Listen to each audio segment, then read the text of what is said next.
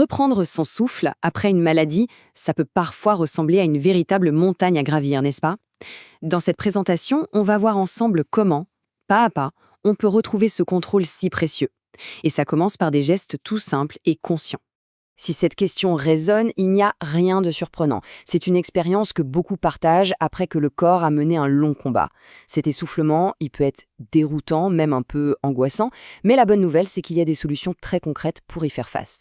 Et c'est justement là que se trouve le message d'espoir. La respiration, ce n'est pas juste un symptôme du problème, c'est en fait l'outil principal pour la récupération. Apprendre à la maîtriser, c'est reprendre activement le pouvoir sur son propre bien-être. Allez, entrons dans le vif du sujet avec les grands principes. Avant de se lancer dans les exercices, il faut bien comprendre quelques règles de base. Ce sont elles qui vont nous guider tout au long du chemin. Voici les 4 piliers de notre approche. D'abord, respirer mieux, pas plus fort. L'objectif, ce n'est pas de forcer, mais bien d'optimiser. Ensuite, le but final, c'est de respirer pour mieux bouger, de pouvoir réintégrer le mouvement au quotidien. Troisième point, la régularité, c'est la clé. Peu d'exercices, mais répétés souvent. Et enfin, le principe le plus important de tous, on écoute son corps. Pas de douleur, pas de vertige, on ne force jamais.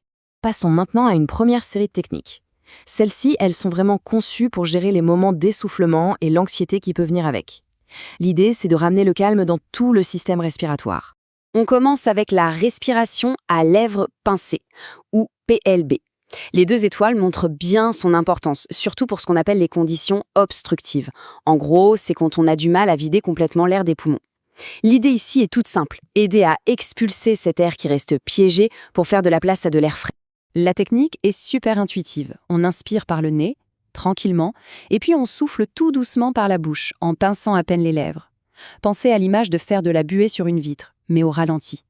Le point vraiment crucial, c'est que l'expiration doit durer plus longtemps que l'inspiration. Alors, comment on l'intègre dans son quotidien? C'est facile.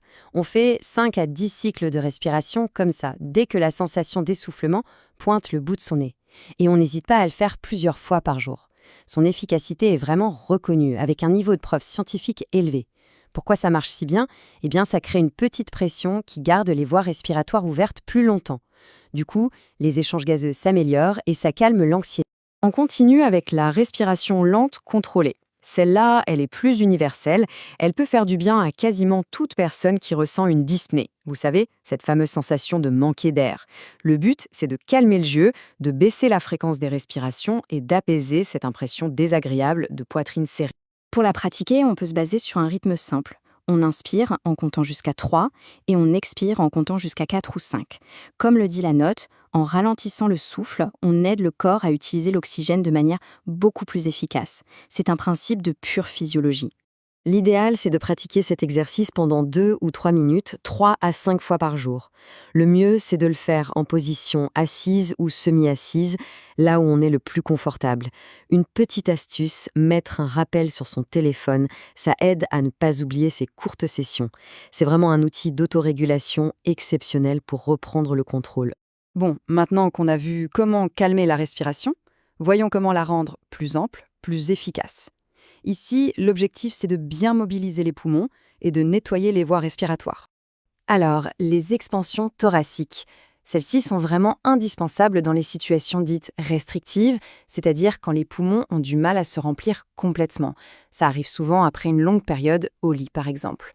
Le but, c'est de réveiller leur pleine capacité et de redonner un peu de souplesse à toute la cage thoracique. Alors comment on fait ? C'est simple, on inspire lentement mais profondément pour bien sentir la cage thoracique qui s'ouvre. Ensuite, on tient l'air juste 2 petites secondes, puis on relâche tout doucement. Le point de vigilance est super important. Il ne faut jamais, jamais forcer au point d'avoir la tête qui tourne. La pratique est très simple, juste 5 respirations profondes à faire 3 à 5 fois par jour. C'est un tout petit investissement en temps pour un bénéfice énorme parce que son efficacité pour prévenir les complications est vraiment bien établie. Parlons maintenant du huffing, ou expiration forcée. C'est une technique essentielle dès qu'il y a des sécrétions, des glaires à évacuer. Une toux classique, ça peut être vraiment épuisant. Le huffing, c'est une alternative bien plus douce et contrôlée pour nettoyer les bronches. L'image à avoir en tête, c'est celle de la buée sur une vitre. Après une inspiration normale, on souffle d'un coup sec, la bouche bien ouverte, pour faire ce son off. On sent les abdominaux qui se contractent. C'est cette contraction qui aide à faire remonter ce qui encombre, mais sans l'irritation d'une toux classique. Ce qu'on recommande, c'est de faire 2 ou 3 œufs d'affilée. Et le meilleur moment pour le faire, c'est après les autres exercices ou après avoir un peu bougé, parce que c'est là que les sécrétions sont les plus faciles à mobiliser. Encore une fois, le niveau de preuve de cette technique est très élevé, c'est un grand classique en kiné respiratoire. On arrive maintenant à la partie la plus importante de cette présentation. Toutes les techniques qu'on vient de voir ne sont en fait que des outils pour atteindre un but bien plus grand. 3 étoiles. S'il n'y avait qu'une seule chose à retenir de tout ça, ce serait celle-ci. Ce n'est pas un exercice de plus. Non, c'est la finalité de tout ce travail. Et cette phrase, elle résume tout parfaitement. Les exercices respiratoires sont un moyen, pas une fin en soi. L'objectif véritable, c'est de pouvoir réintégrer une respiration fonctionnelle, une respiration confortable dans toutes les activités de la vie de tous les jours. Et comment on fait, concrètement? En fait, c'est très simple. On peut commencer par synchroniser sa respiration avec des gestes de base. On inspire en ouvrant les bras, on expire en les refermant. On inspire en se tenant bien droit, on expire en se relaxant. Ou alors tout simplement, on se concentre sur une respiration calme en faisant quelques pas.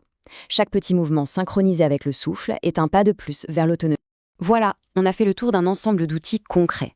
Le chemin de la récupération, il se fait pas à pas, ou plutôt souffle après souffle. La patience et la régularité, ce sont vraiment les meilleurs alliés. Et pour conclure, une petite question pour réfléchir. L'important, ce n'est pas de viser la perfection, c'est de faire le premier pas. Alors, quel petit mouvement tout simple pourrait être associé à la respiration dès aujourd'hui pour commencer à reconnecter le souffle à la vie ?